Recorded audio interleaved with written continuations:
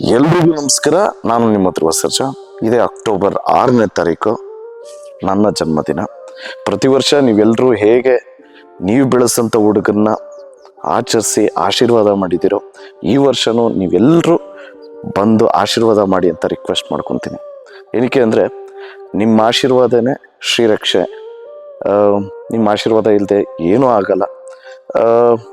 ಪ್ರತಿ ವರ್ಷವೂ ನೀವೆಲ್ಲ ಕಷ್ಟಪಟ್ಟು ದುಡ್ದಿರೋ ಅಂಥ ದುಡ್ಡಲ್ಲಿ ನೀವುಗಳೇ ಸ್ವತಃ ಬ್ಯಾನರ್ ಮಾಡಿಸಿದ್ದೀರಾ, ದೂರಗಳಿಂದ ಕೇಕ್ಗಳು ತಂದಿದ್ದೀರಾ, ಪಟಾಕಿ ಹೊಡಿತೀರಾ, ಹಾರ ತರ್ತೀರ, ಬೊಕ್ಕೆ ತರ್ತೀರ.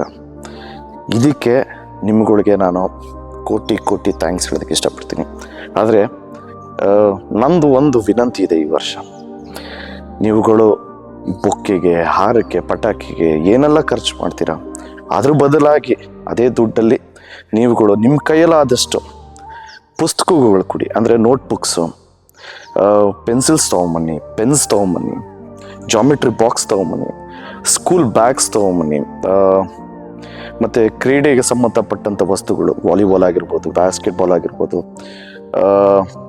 ಕ್ರಿಕೆಟು ಅಂದರೆ ಬ್ಯಾಟು, ಬಾಲು. ಇದರಿಂದ ತುಂಬ ಜನ ಮಕ್ಕಳಿಗೆ ವಿದ್ಯಾಭ್ಯಾಸಕ್ಕೆ ಹೆಲ್ಪ್ ಆಗುತ್ತೆ.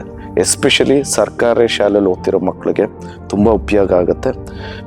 ಒಂದು ಜನ್ಮದಿನನ ಮೀನಿಂಗ್ಫುಲ್ಲಾಗಿ ಸೆಲೆಬ್ರೇಟ್ ಮಾಡೋಣ ಅನ್ನೋದು ಒಂದು ಆಸೆ.